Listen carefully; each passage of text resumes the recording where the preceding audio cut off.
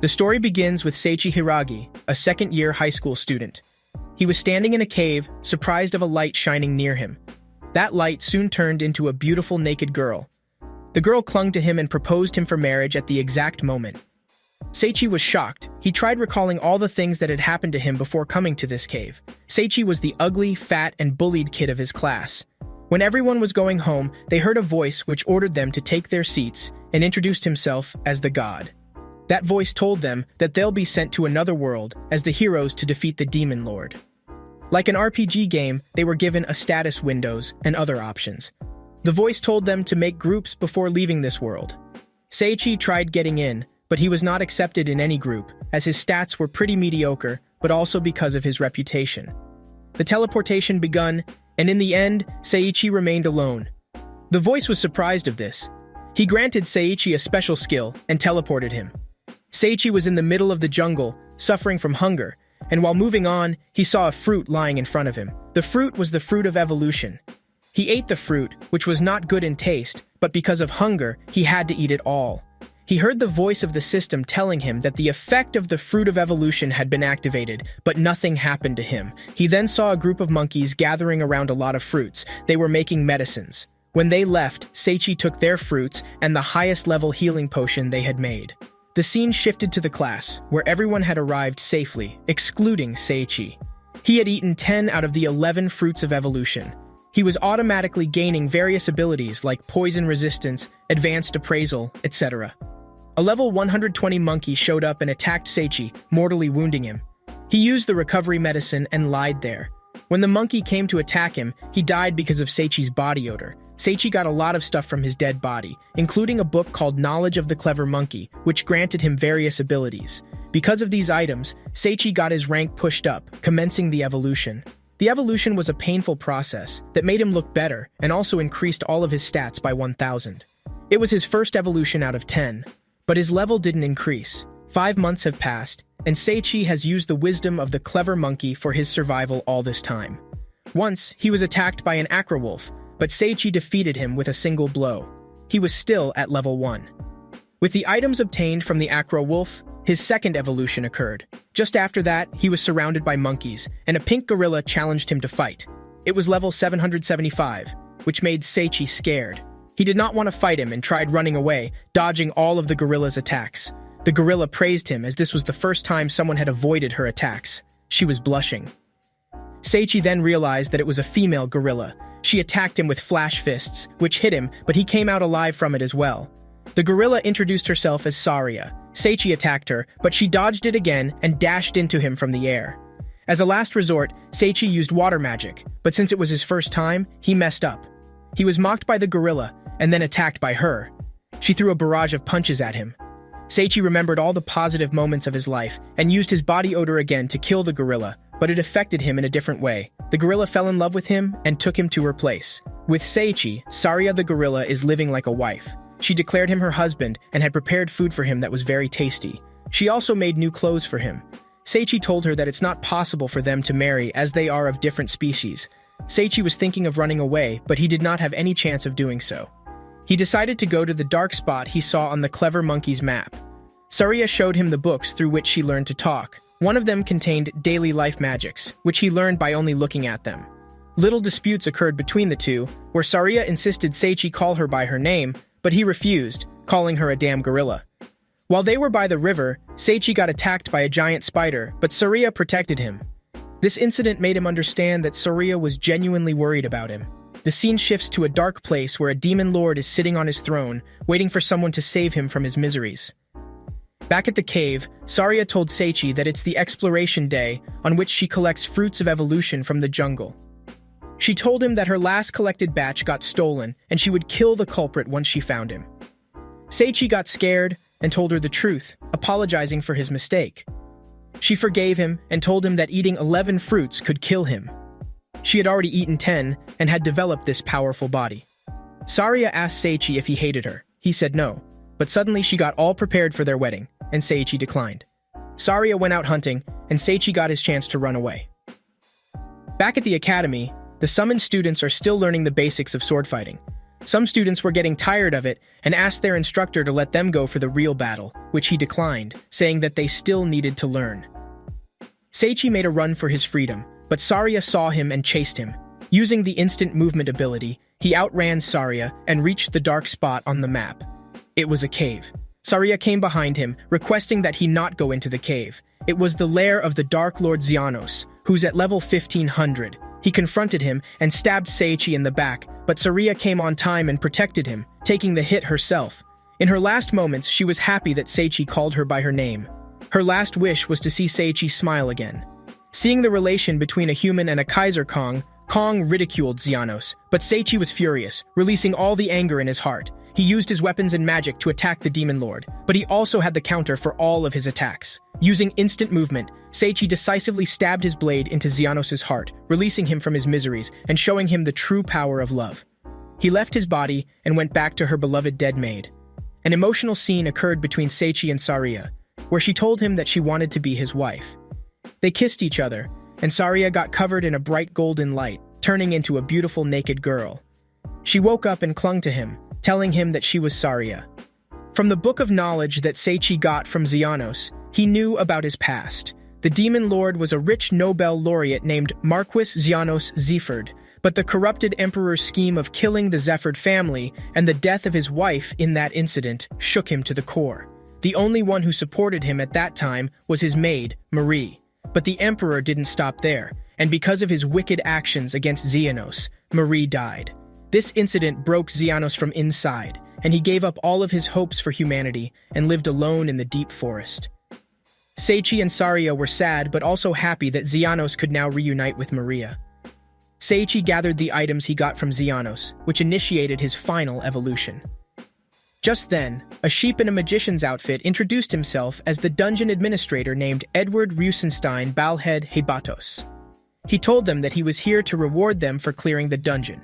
He changed their clothes and gave Seichi a full-face helmet. He also teleported them out of the forest, where they were about to start their new adventure. While they were on their way to the town, Seichi saw a level 88 slime that suddenly attacked him, but using his skills, he killed it in one blow, but also left a trail of destruction on the ground.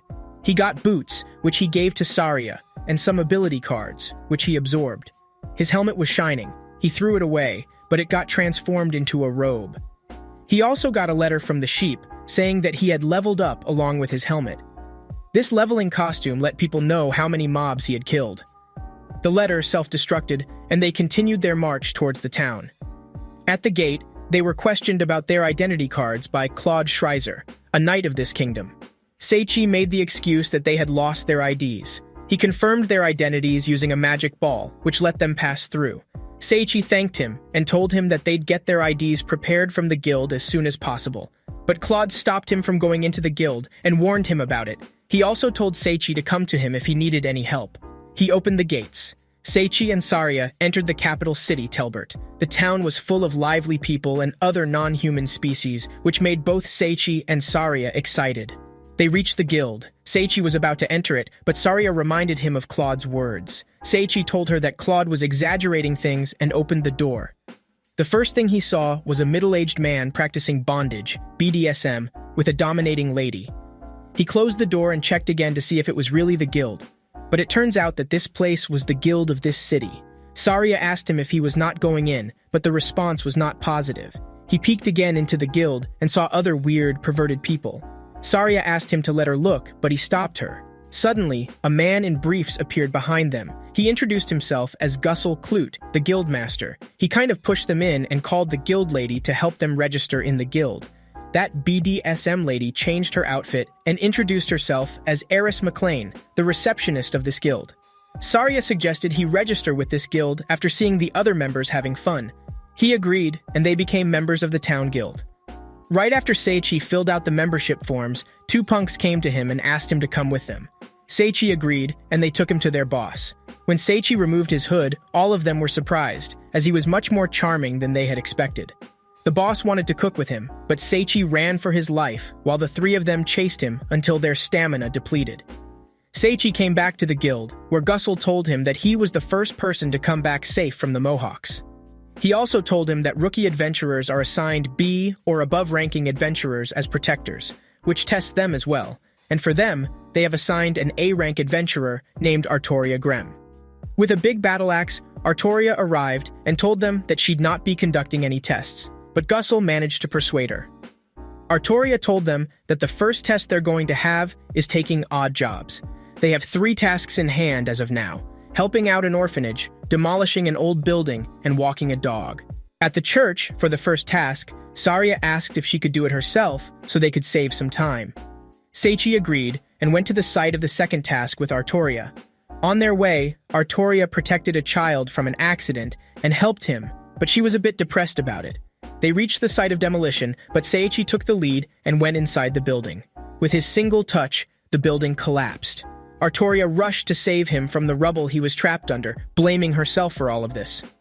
Since her childhood, everyone she loved and everyone who got involved with her was caught in some kind of calamity. That's why she got the name Artoria, the Calamity. Seichi came out of the debris completely fine, but Artoria shouted at her, telling him not to do anything without the instructions ever again while having tears in her eyes. From her words, Seichi understood that Artoria is also a very kind lady from the inside. The scene shifts to the training academy, where all the students are practicing with their swords. Zakia, the instructor, told his subordinate that he does not want any of the children to die here, as this war with the Demon King belongs to them, not to these otherworldly kids. He wanted to send them back to their world without getting hurt. As for the final task, Artoria assigned Seichi to walk the dog. It was a giant wolf-like dog who was chasing Seichi while he was running away. Artoria told him that she'd help him if he got into trouble. The owner of that dog, Adriana, asked Artoria if something had happened to her since she was smiling a lot today, which she couldn't find an answer to. Back at the guild, Gussel pulled out a bag of coins from his briefs and gave it to Seichi and Saria. Eris asked them if they had an inn to stay at. They declined, but Artoria offered them to stay at the inn she was staying at. Eris and Gussel were shocked, as it was the first time Artoria had been this friendly with someone. Seichi and Saria agreed to stay with her. Seichi and Saria's tests the next day began with the task of collecting medicinal herbs. Saria completed the task, but Seichi failed by only bringing rare items because of his luck. While in the forest, he heard some monsters talking and thought of asking them about the medicinal herbs. But when he did, the monsters introduced themselves with weird poses, calling themselves the personal squad of the captain of the Demon Lord's army, Leia-sama. Seichi tried to leave them alone, as they seemed useless, but they summoned a giant troll, who ran away when Seichi was not even scratched by his attacks. Seichi came back without the herbs but with many rare items, so Artoria passed him, saying that he should complete the task as instructed next time. At Leia-sama's castle, she was punishing those monsters for not completing the task they were assigned. On the outskirts of the town, Artoria began their hunting test. They had to kill 10 slimes, but when Seichi tried, the slimes teleported. Artoria held the test, as there was teleportation magic on the ground, but they mistakenly teleported into a dungeon. Artoria gave Seichi a guiding stone and asked him why he followed her. He said that his body moved on its own. As soon as he said that, Artoria stepped on a tile that separated them. Seichi tried to break the wall but failed. They both tried their best to reach each other, but Seichi and Saria stumbled upon a reward room with a chest inside. Seichi told her that it was an obvious trap. As they were leaving, the chest grew out of his limbs, and he ordered them to open it. Seichi tried stopping it using a binding spell but ended up killing it. Through its rewards, Seichi got a book that told its story. In the olden days, the treasure chest was the most necessary item in any dungeon, but because of the item box, its relevance decreased drastically. He wanted people to interact with it, and because of this strong desire of his, he grew out limbs, gained the ability to speak, and used magic, but in the end, people rejected it, calling it a mob. Seichi felt bad for it but collected its items. The guiding stone, Saria, had started glowing red. Artoria walked into the lair of the Black Dragon God, as she had no other place to go. Leia-sama told her underlings that the Black Dragon God is much worse than she is. He's the strongest being in the entire Demon King's army, and the most ruthless of them as well. Back at the dungeon, the guiding stone started floating and hit the wall, breaking their expectations. Seichi again started breaking the wall, and on the other hand, Artoria was losing the battle against the Black Dragon God. He praised her for putting in this much effort. Artoria used her strongest attack, Calamity Berserk, but was still not able to deal any damage to him and got mortally wounded instead. Artoria apologized to Seichi and Saria in her mind, as they got caught here because of her misfortune. As the Black Dragon God was about to use his final attack to burn Artoria alive, Seichi and Saria came and protected her. Seichi gave Artoria the highest grade healing potion and went to battle the Black Dragon God. Using the instant movements, he dodged his attacks, used the advanced appraisal skill, and knew that he was above level 5000. The dragon controlled his body and hit Seichi with its tail. The Black Dragon God was about to use his most powerful attack, the Hellfire Ball. Just then, Saria reminded Seichi to use his most powerful water magic. He used Fall Disaster to stop his attack. The Black Dragon again attacked, but Seichi dodged it. He then paralyzed Seichi and was about to use his Dragon Claws, but Seichi broke free from his paralysis and rushed towards him using his most powerful attack. Abundant Blossoming of Swords and killed the Black Dragon God. Seichi asked about Artoria. She was sleeping after taking the healing potion. From the Black Dragon God, Seichi got a new robe along with a book called The Black Dragon God's Biography. In the book, it is said that the Dragon God was the guardian deity of the human land in ancient times. But in the greed of obtaining the dragon's materials and making weapons from them, humans planned to kill the dragon, but he was saved from greedy humans, and the one who did it was the Demon Lord, but he got killed instead. The Black Dragon God sealed himself, waiting for the day to cast his revenge on mankind. When Seichi was done with the story, the Dungeon Master, Sheep, appeared and congratulated him on meeting the conditions of dungeon clearance, which is to reunite the Black Dragon God with the Demon Lord. And they had cleared the dungeon. He teleported them back to the town entrance. Seichi was holding Artoria, but she gained consciousness. She resisted saying that she could walk on her own, but Seichi knew that she wasn't in a walking condition. Artoria showed them her status window. She had 2 million in her luck stat, because of which she's been called the Bearer of Calamity. She had this syndrome from birth, and it also affects the people around her. Both Seichi and Saria told her that they're not affected by it at all, and that they're also happy to remain with her. Back at the guild, Gussel and Eris were happy to see them return, as they had been gathering information about them since they went missing. Seichi told her that no one here thinks of her as a misfortune, but as a friend. Hearing these words, Artoria became emotional and ran away. Seichi chased her and met Adriana. He asked her if she knew about Artoria's whereabouts, but she didn't have a clue about it. She asked Seichi to remain close to Artoria when he finds her, as she doesn't have many people she trusts. Seichi agreed, and using the guiding stone, he moved ahead. He reached the demolished building, where Artoria tried to save him. She was sitting there. Seichi tried to comfort her by saying that he'll remain by her side as long as she needs him, and he's also not alone, as the other people of the guild will also help her in times of need. After a while, Artoria was embarrassed, but also happy to know that the people around her did not think of her as a calamity, but as a friend. She thanked Seichi. Seichi remembered her words about the negative luck statistic and grabbed her hand. He put the Ring of Happiness on her finger and told her that it's a fantasy-grade item that will negate her negative luck stat, removing the burden of calamity from her. He also said that he'd always support her. Hearing these words, her face became red. She pushed him away and ran away. Seichi realized that he had unknowingly proposed to her. In the end, Artoria was confused about the weird emotions she was feeling in her heart. At a restaurant, Seichi and Saria were having breakfast, but Seichi was depressed, thinking that he had hurt Artoria's feelings because of that indirect proposal. She had been avoiding him since the morning and hadn't talked to him either. Saria told him that she's just confused and does not hate him at all. When asked how she can say this so confidently, Saria said it's because of her gorilla instincts. Saria told him that she'd be going to the church, as she had already taken a job. Seichi appreciated her and said that he'd be collecting information about this world instead of taking jobs. They both parted their ways. Seichi reached the guild, where he asked about the major events happening in the country recently. Gussel told him about the summoning of otherworldly warriors to defeat the resurrected Demon King. He told him to obtain more information about it from the royal library. The emperor of the country was not happy with the progress the otherworldly heroes were making. They are still learning the basics. He was angry at their instructor, Zakia, as it was his duty to let them have practical experience. His courtier advised him to send the kids to the Barbador Magic Academy because then they'd have a chance to show the world the power of Kaiser Kingdom.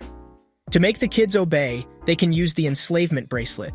The scene shifts to Artoria running away in confusion, questioning her own decisions. She didn't even know why these feelings in her heart were arising. At the library, Seichi was reading the books, but none of them contained the information he wanted. He was also getting various magic abilities by only flipping pages. He came out of the library because he was hungry.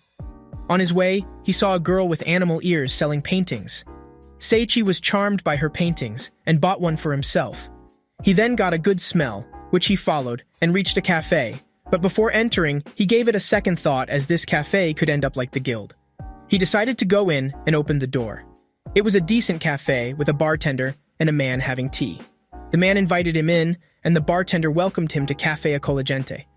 On the other hand, Artoria was troubled by the weird thoughts she was getting. Adriana was passing by. She saw Artoria and asked her to join her. Back at the cafe, Seichi was having lunch, and the food was something that he had never expected to have at a place like this. The man sitting by him told him that his name is Ranzan and introduced the bartender as Nohad. Back at Adriana's place, she told Artoria that she was in love. Artoria rejected this thought of hers, but she said that the ring in her hand is the proof of eternal love. She also gave some facts, which made Artoria accept the fact that she's in love. But Artoria knew that Seichi already had Saria as his wife. This made her eyes wet. Adriana realized the situation and wiped her tears. She told her that she'd help her let Seichi know her feelings for him. At the cafe, Seichi shared his situation with Ranzan and Nohad. They told him that in this world, giving a ring to a girl means making a vow of eternal love. If he deems it to be a mistake or a joke, he'll be executed, or, at the very least. Ranzan suggested he marry the girl he had given the ring to, but Seichi remembered Saria. Nohad, from Seichi's looks, understood that he had someone else in his heart. Ranzan advised him to cultivate equal love for both of them. Nohad also gave him some advice, a pretty solid one.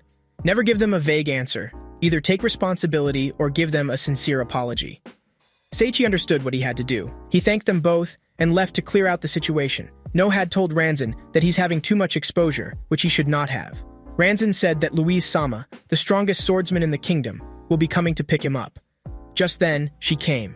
Seichi reached the church to get Saria, thinking that he'd confront Artoria tomorrow, but suddenly, Artoria came directly to him. Thinking about what he had to say, Seichi uttered some words, but Artoria kissed him straight up. She said that she knew he hadn't given her the ring because of his feelings for her, but now she had feelings for him. She hugged him, expressing her love for him. Seichi was confused, as the thoughts of Saria were also crossing his mind. He then remembered Ranzan's words about loving them both. Just as he was about to say something, Saria came out of the church. Seichi was shocked to the core, but Saria said that she heard them, and that he should accept Artoria too. It would not be a good choice of hers to monopolize his love. This statement of hers made him cry. Seichi agreed. Artoria told him to call her R, as the people close to her call her. They kissed again, and everyone congratulated them. Ilmao Evangelion. The three of them thanked everyone and lived happily ever after. While Seichi was having a break, Gussel came to him and asked if he owned a horse. He told him that horses are very useful in this world. Besides maintaining their workload, they also form strong bonds with their masters and remain loyal. He gave him a map with a stable's location from which he could buy a horse for himself. Seichi went to the stable, where the rancher asked him if he needed a horse for the Royal Cup. Seichi asked about the Royal Cup. It's a race where horse-like creatures are admitted. The participants had to win the race by any means necessary, and they'll be rewarded by the royal family. The rancher showed him various horses ranging from dragon breeds to deer horses, dumb enough to forget to breathe and die, noobs. And with the slightest impact, they became tense and died. He also showed him a wild mare, which was actually a donkey, who kicked him in the face. Seichi instantly gained the ability to understand its language. She asked him to come inside and tried kicking him, but he dodged and picked her up. She admitted her defeat, and Seichi dropped her. She apologized for her rudeness and declared Seichi to be her master, whom she would serve for the rest of her life. She gave her name as Lulun. He also accepted her, and they went out in town. Lulun was hungry. Seichi asked if she would like to have some food, to which she agreed, and they both had snacks, which they both loved. She asked Seichi if she could order other foods too, and Seichi permitted her. While strolling in the town, Seichi saw the girl with animal ears, Mei, and a boy arguing about something. He disrupted their conversation. The boy asked, "Who is he?" But she thanked him for buying his painting. With this, the boy understood the situation and asked Seichi if he thought Mei should take part in the Karasti painting competition, which is held 1 month after the Royal Cup, and in which the most influential painting wins the competition. Mei was afraid of taking part in a competition of that level since she thinks her art is not that fine yet.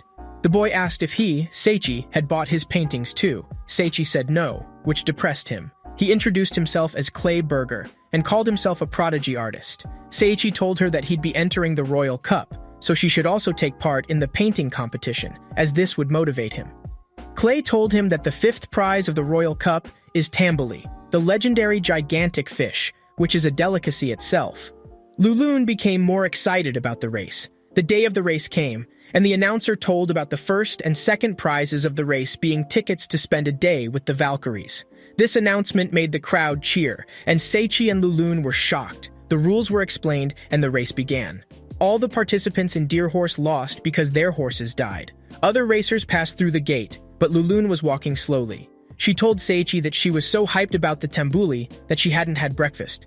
Seiichi found the pack of Fruit of Evolution and fed one to Lulun. On the front lines, a very dangerous situation occurred as a racer used the wolf whistle to summon grand wolves along with a giant hell wolf. Everyone was stopped because of it, but from the back, Seiichi came dashing to the front lines. Lulun jumped over other participants, and the impact of her jump threw the wolf aside. The lady who summoned the wolf ordered the hell wolf to attack them, but Lulun kicked and jumped over him too, reaching towards the finish line. Seeing this, other participants forfeited the race. Seiichi won the first prize, but Lulun was very sad, as tambuli was the fifth prize. Seiichi told her that he'd buy her the best food they could get in this world. This made her emotional, and suddenly, a golden light came out of her. Artoria punched Seiichi for him being with a naked girl, and also for not believing in his reasoning that Lulun turned into a girl after eating the Fruit of Evolution. But then, Saria told her that Seiichi was telling the truth by showing her her gorilla form. Artoria came to Lulun, took her to a dressing shop, and selected a beautiful outfit for her. Seiichi was surprised by Artoria's dressing sense. With a sudden entry, the two Valkyries, Claudia and Lorna, arrived. They confirmed Seiichi's identity, shackled him, and took him with them. Meanwhile, at the Demon King's palace, all the division members of the Demon King's army were ready for a meeting, including Leia Falzar. This meeting was presided over by the Demon King's daughter, Lutia Butte. She arrived at the meeting with the Demon King's aide, Chryse. She told them that the motive of this meeting was to discuss the choice of forming an alliance with the Wimberg Kingdom. This statement shocked everyone. Leia told her that the Black Dragon God was killed by a human named Seiichi of the Wimberg Kingdom. It was an unacceptable fact for everyone present there, as the Black Dragon God was the strongest being in the Demon King's army. She had summoned his soul and asked him directly, and the Black Dragon God said that he had been defeated in a fair fight and had no regrets about it. Chryse was unable to accept Lutia's decision to form an alliance with the humans and coexist with them, but the other division captains were in favor of Lutia. Chryse left the room when no one favored him, saying that this decision would mark their destruction. At the castle, Seiichi asked the Valkyries the reason for his being here. Lorna told him that he had won the first prize in the Royal Cup, which gave him the right to spend one day with the Valkyries. Since they're not free all the time, they took him when they got the chance. Claudia showed him Louise Balls, the captain of the Valkyries' training. She was standing in the middle while the other Valkyries attacked her. She defeated all of them without moving her feet. Louise came to Seiichi and greeted him with a sword to have a mock battle with him. On the other hand, the students of Class 2 were teleported to the Barbador Magic Academy, where the student council president, Kanazuki Karen, was kind of harassed by a bully named Uyama, but she slapped him and sorted the matter. Women.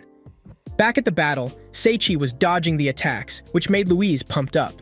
With all her might, she started attacking him, and with her final blow, Seiichi learned a new skill, World Vision.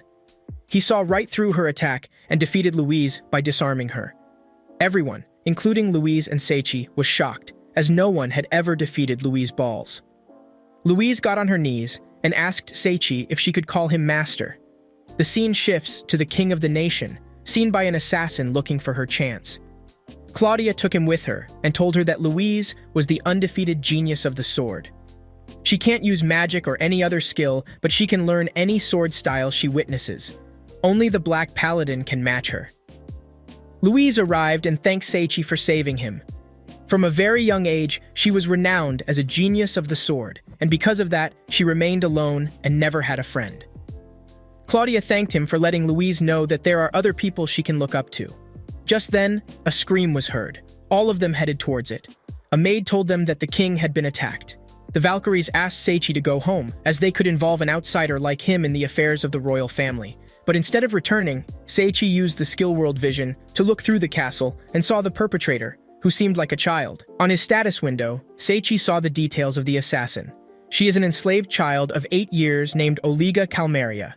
She arrived in the training room where Seichi was, as this would be the easiest escape for her. Seichi stopped her, but she threw 2 kunai at him, but Seichi caught them, also obtaining a new skill called Reflexive Defense, which let him catch Oliga with her own kunai reflexively. She took the kunai in her hand and tried attacking Seichi, but he dodged her attacks and made her unconscious using a carotid chop. Louise and the Valkyries arrived at the scene where Seichi told them about Oliga. Louise ordered Lorna to start the interrogation when she regained consciousness. Seichi asked about the king's condition. Louise told him that he had been wounded by a cursed knife that had cast him into an eternal slumber. There was no cure for this wound, and the king cannot be healed. Seichi tried looking for his curse healing options and asked them to take him to the king. Seichi was shocked when he saw the king, as this was Ranzan, the same man who he met at the cafe. She also introduced him to his brother, Florio Balls, leader of the nation's magic division. He told him that the physical wounds were healed, but he was not able to stop the curse. He asked Seichi if he could help them. Using the skill Magic Creation, Seichi started visualizing something to heal, but got all confused and started screaming, "Get better," which inverted the curse effect and turned eternal slumber into eternal health. The king woke up, and Florio told him that Seichi saved his life. He asked Seichi what he wanted in return. Meanwhile, at the Kaiser Kingdom, Zakia came to the king and asked him about the location of the otherworldly kids. The king told him that they'd been sent to the Barbador Magic Academy. At the academy, Kanazuki was again confronted by the bully Uyama and his lackeys, who asked them what they were talking about. She told her that they were thinking of the reasons why the students are ostracized here. Messiah told her that it's because the king only wants the strongest to learn the magic. That's why they were given these bracelets, with which they can easily learn the magic taught here. They showed their bracelets, but they were the enslavement bracelets. El Mao noobs. She told her that this reason could not be valid and left. Back at the castle, Ranzan and Seichi were having a bath. The king told him that this place is like a dream where everyone is equal. On the other side, Louise, Lorna, and Claudia were bathing. Lorna told Louise how cool Seichi was when he told the king that he did not want anything for himself, but permission to teach Louise and the others swordsmanship. At the public bath, Seichi's gang was also bathing. Artoria asked Saria about the reason why Seichi was taken by the Valkyries. Saria asked her if she's worried, but she said that she's not worried, but jealous, as there's a high chance Seichi could bring a new girl with him. Zakia asked the king why he had sent the kids there, as they were still unprepared. His courtier said that he should not question the king's decision, also telling him that the heroes were just sacrificial pawns for them. Zakia said that they'd be in great trouble if the heroes revolted against them, but that magician told him that it was impossible since Helio Roban had given them the enslavement bracelets. Zakia was angry, but at the exact moment, an arrow came from the window for the king, which Zakia stopped. Helio ordered him to look for the assassin, and when he left, he told the king that King Ranzan was forming an alliance with the demons. The king said that he should not worry about it, as he had already sent a dark executioner, the Twilight Assassin, Oliga, to deal with him. At the castle, Seichi was woken up by his gang, which Florio introduced him to. Louise also arrived, and Seichi introduced her to others. But his party members gave a pretty weird introduction, which startled Florio. Louise also told them that she had become Seichi's apprentice. At the interrogation room, Lorna was trying her hardest to make Oligo talk, but she hadn't said a word yet. In order to make her talk, Lorna tried various tricks, but they all didn't have an impact on Oliga. For her strongest trick, she used a bowl of pork roast cutlet and ate it in front of her, while she was starving and enjoying the smell of the delicious food. Seichi came barging in, breaking the door. Louise asked her why she was doing it. Lorna said that this would be the fastest method of getting answers from her. Louise told her that she wouldn't be having any dinner tonight. She apologized and untied Oliga. Louise brought some food for her, which she happily ate. Louise saw the enslavement collar on her neck. Seichi suggested breaking it, but Oliga said that it's not possible. While trying to remove it, she got electric shocks, which explains why this collar cannot be removed. In the Kaiser Kingdom, the king was informed that the assassin he sent failed in her mission. Helio told him that she's still under their control because of the enslavement collar, and to protect their secret, he'll order her to end her own life. The king told him to make haste. Meanwhile, Zakia was questioning his own decision to work for this corrupt emperor. He remembered the incident that happened with him last night, where he was invited by the assassin who tried to kill the emperor. This man introduced himself as Xian. He was firing arrows at him, which Zakia was blocking. Xian said that he should not remain so ignorant about the king's actions, but his main reason for killing the emperor was the revenge of a late demon. She was a florist and never did anything wrong but got killed because of the national order to kill all the demons. He mocked Zakia by calling him a puppet of the officials. Using his magic, Zakia blocked the arrows but got hit by those that Xian shot using his skill, Thousand Arrow Prison. Xian again multiplied the arrows, but this time Zakia protected himself. Zakia ordered him to surrender, but Xian left, saying that they'd meet again when he stopped being the puppet of the officials. Remembering this incident, Zakia became more angry with himself. Back at the castle, Seichi was again using creation magic. Focusing on freeing Oliga, he visualized the embodiment of freedom, Abraham Lincoln. This Lincoln motivated Oliga to become free and resulted in the shattering of her enslavement collar. Realizing that she was free, Oliga started crying. Saria comforted her, while Lulun ate the pork cutlet bowl that Lorna brought for herself. Oliga started telling them everything.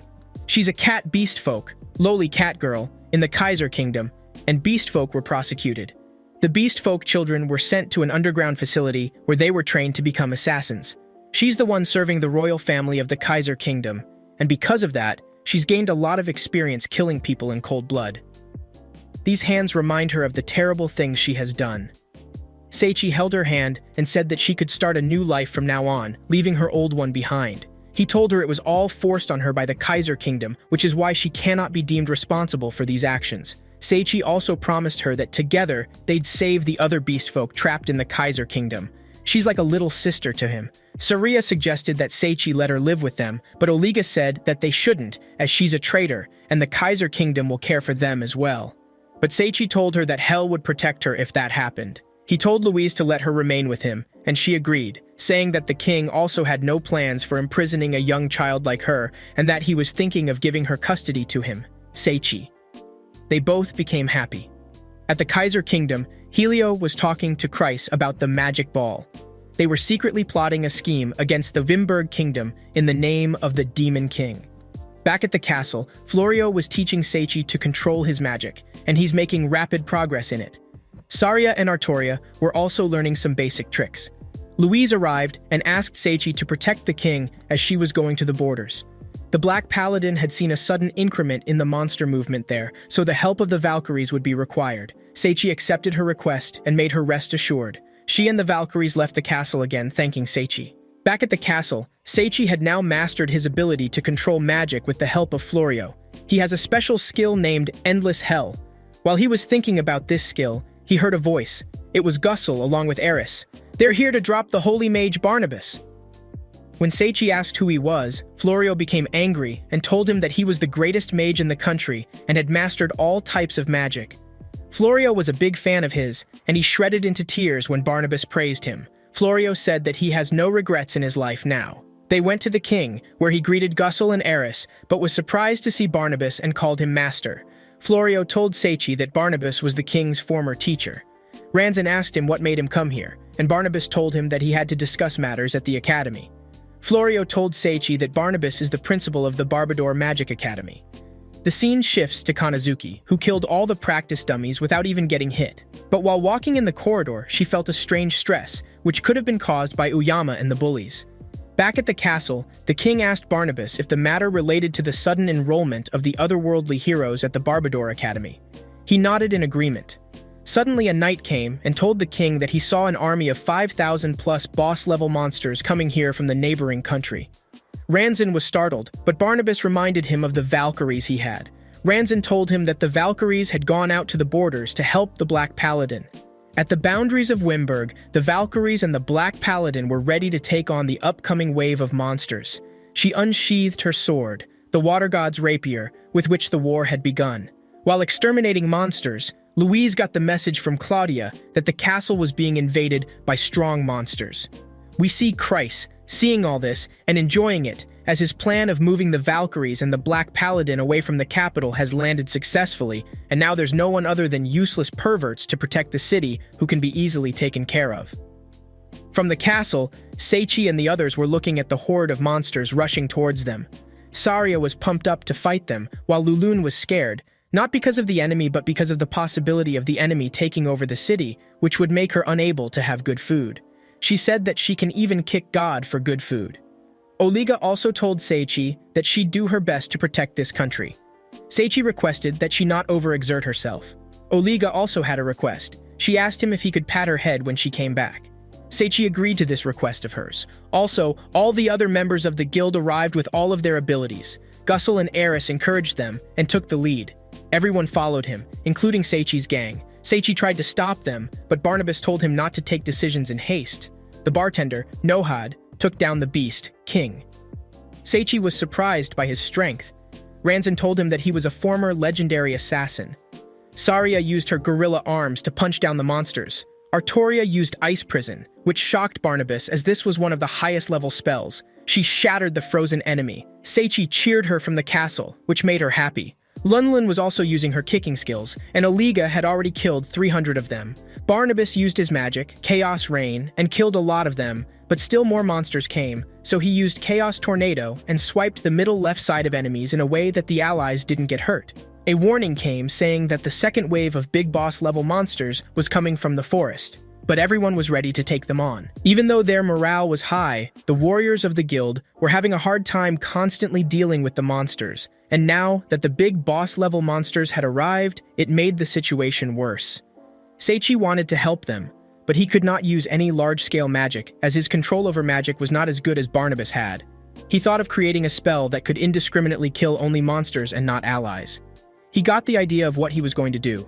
He called it the ultimate spell and envisioned the god of judgment, who indiscriminately punishes those who deserve it. Using the power of judgment, he summoned back clouds, but thought that it didn't work. But from the clouds, electric bolts came and struck only the enemy. All the monsters were annihilated, and everyone became happy. The bolt of judgment also falls on Kreis.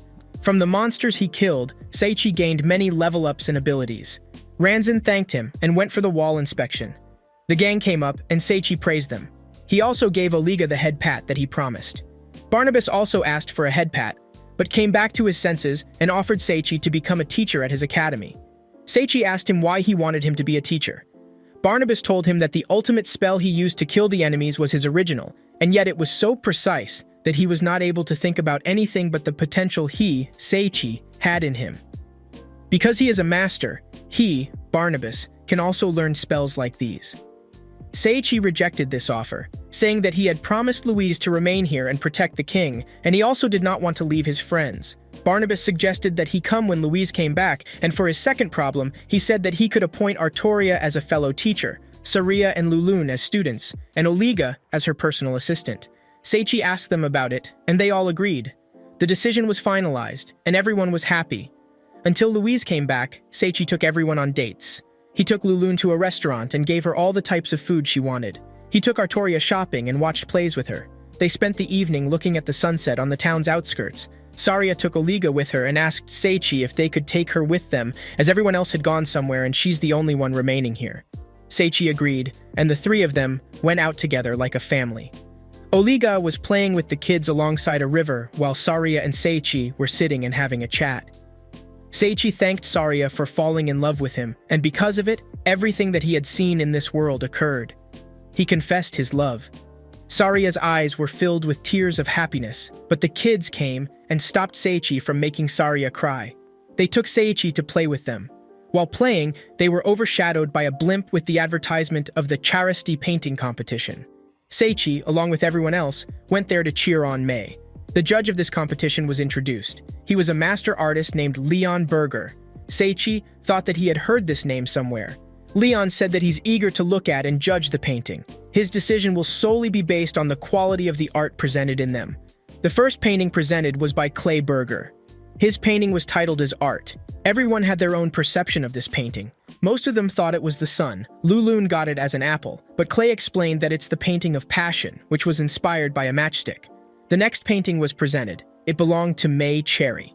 She was nervously walking with her arms and legs synced, as this was her first time presenting her painting on the stage. She opened it, and everyone liked it. It was the painting of Seichi on Lulun. She said that it was a representation of the man who encouraged her to take part in this competition. She titled this piece, Hero. and because of him, she started learning to face the challenges. Everyone appreciated her painting, and in the end, the judge granted him the title of winner along with the prize. After the competition, Seichi went to meet her. She thanked her and told her that she had gotten an offer from Master Leon. He had asked her to study at the art school in Amuria, and she'll be going soon. She asked him if he would let her paint him as her first painting once she graduated from art school. Seichi promised her that he would. At the castle, the Valkyries were returning. Louise told him that she got the news of him getting into Barbador Academy. She wanted to accompany him, but Seichi stopped her, saying that it would be better for her to remain in the town and protect it. She understood and agreed with his decision. On his magic ball, Christ got called by Lester and Angria. Also, the fragments of the Demon King were there, who were not happy with Christ because of him, his resurrection was stalled.